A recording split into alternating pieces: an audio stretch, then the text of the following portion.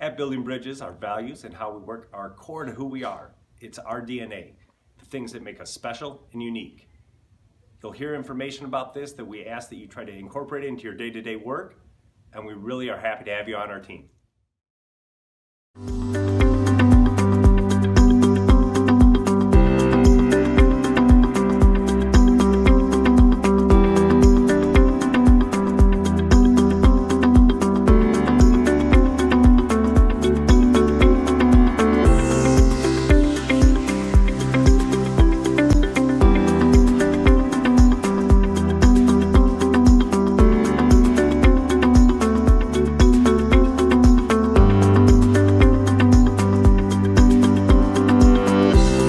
Excellence is one of our values. Well, you can't be the lowest cost provider and be excellent at all times. Sometimes those two just don't coincide. And so the values are how you make those decisions when you have to choose between one thing or another. Another value is integrity. We never ever compromise our professional and personal ethics. And I need everyone here to understand and feel that it's supported from the top of our organization through every part of our organization. I've often found myself faced with challenging decisions, which path to go on, you can do A or B, that kind of thing. And it's really proven true for me that if you sit back and you reflect and you kind of know one way is the path to more integrity, or the right way to go, even if it means really hard conversations or making an unpleasant decision that people are not going to like, you never end up regretting it. Trust me, when you get down the road a year or 2 years removed from that decision, you will only regret it if you took an easy way out or a path of less resistance and didn't do what you knew was the path of the most integrity. So that is something, and you'll always have our commitment. If you're doing something and you feel it's the right thing to be done, that's something we fully support. We have respect for people. So this can't be a throwaway. Lots of companies may say that it's important that we value every person, and what to me that really means is we have to fight really hard to interact with other people as people. Everyone has value to add, different ideas, insights, background. People also have concerns, needs, and we can help address it. We need to be really, really vigilant. We see lots of families. We have our peers, our other people on our team and our staff. We need to make sure that we don't find ourselves falling in the trap of thinking of them just as clients, or just as coworkers, or just as this position or that position. They are. Those are categories. They help us think, and sometimes we need to organize our thoughts, so we need those categories. They're not definitions of who those people are. They are people. So whether it's someone coming to the front desk and they're absolutely having a meltdown because the drive-in here was awful, because their kid on the spectrum was having problem behaviors. That moment, they might need us to connect with them as a mom, as a parent, as a person, not as a client. And so we need to really be vigilant. The same thing goes for our coworkers, things like that. If we're having a challenging time, we need to understand that everyone else we work with is a person, and there may be a lot of things going on, because people have things going on that aren't captured by the definition of being a staff member. And then finally, the fourth value, and this is something really awesome. We do some great things here with the kids, and I've alluded to that, and also with our student partnerships that we do in the school setting. We are a force for good.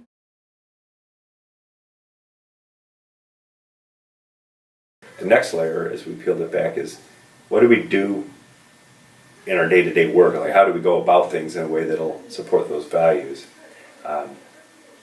In particular, related to excellence is continuous improvement. So we try to push ourselves, so we try to have systems and processes and standards and expectations for each other where we're always trying to get better.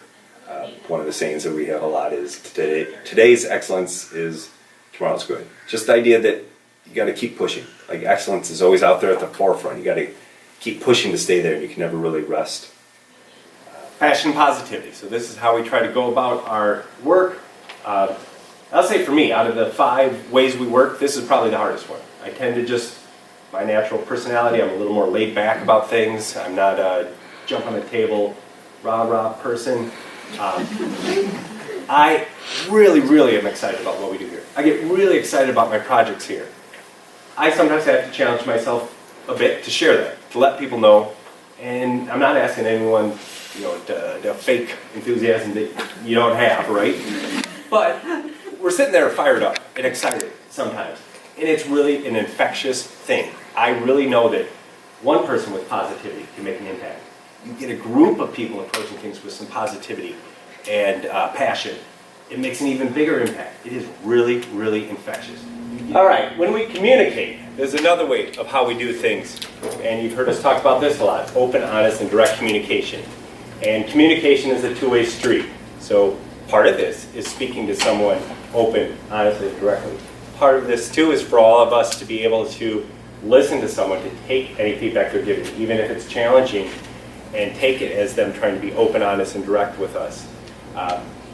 So from my point of view, if you think there's something that reflects or needs to be said that would better support our 4 values, the best way to go about it is to be open, honest, direct about it, even if it's going to be a bit challenging for someone to hear or a bit hard.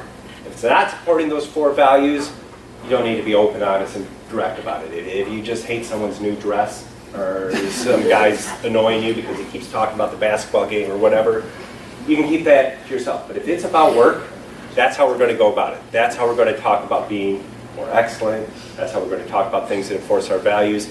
And that's how we're going to listen to others. Sometimes this means that you're bringing up something that feels very awkward. Or someone's bringing up something that's very awkward or hard for you to hear. And you need to keep yourself in that space where you recognize whether it's what you're saying or what they're saying to you. The goal is that they're being open and honest about it and direct with you because it's something they feel is important to reflect the values. Or that you're doing it because you think it's something that needs to be said to reflect the values. Sometimes when it's really awkward, actually using these words can open the door for that conversation. Say, I need to be open, honest, and direct with you. And then you can blurt it out. And sometimes that just makes it a little more comfortable to do so. All right. Another thing is we're all humble. So we're all part of a team. We all have our individual roles. What I want to challenge us all to do is to not think of our work as a collection of just our individual roles and other people's individual roles. That part of our role is to understand those other people's responsibilities and help them out where it makes sense. That is actually part of our role. I don't want it to be thought of, I don't want doing the extra thing to be thought of as extra. I want it to just be part of how we approach our day. So whether that's someone having a tough day and running behind and you can give a hand getting something done. So we've got just a fantastic staff here with so many different disciplines, and our people who are working in the schools have so many different backgrounds and trainings that we really, as a point of emphasis, try to avoid all silos and be very collaborative. So that is how we go about our work. There's people out there within Building Bridges that have knowledge and ideas that any of us don't have. They may even work with, you may have multiple people working with the same child, and by sharing thoughts they can each do better. But sometimes there's other people who just have expertise that we can tap into. And the same goes for non-Building Bridges people. The parents of the children we work with have knowledge and insights that we don't. It's their child.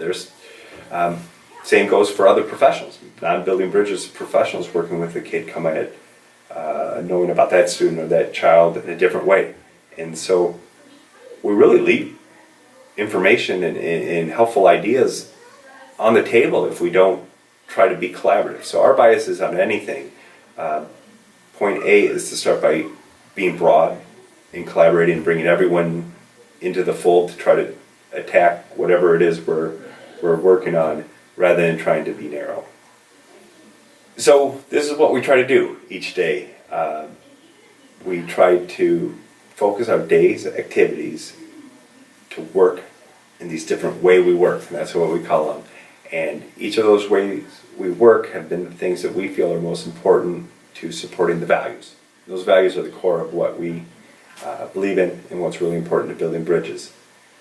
So then, if we're working that way every day, and the way we work, we're all set up to support those values, we don't have to spend a ton of energy saying, hey, were we successful in client success or staff success or financial success.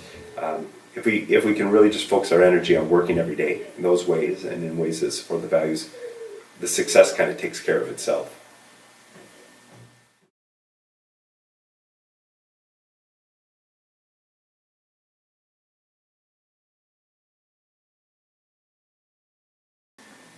Success is what brings you motivation and intrinsic rewards, makes you feel good, and financial success is part of it. But for us, also really important is client success. When these families or these students work with us, that we're really doing good things and moving the needle in their progress, and that has a lot of meaning, and that is success. That is being successful. Also, another thing is staff success. It means a lot to me personally. It means a lot to Building Bridges. It means a lot to my wife Stephanie that our staff has a really good experience, that they like coming to work, that they feel fulfilled by their work. So staff success. And so those three things, financial success, client success, and staff success, those are all really important things, equally important in terms of what we call success. So when we talk about success, we try to come up with different ways to organize what we do as an organization to support those. And so we want to have our established values. These are things that have always been important to us, and we've set those up as kind of the pillars of what's important to Building Bridges, and then how we do it. What do we do in our day-to-day stuff that supports those values? And if we can do that, then between staying true to our values and doing the right things every day, those three areas of success just happen.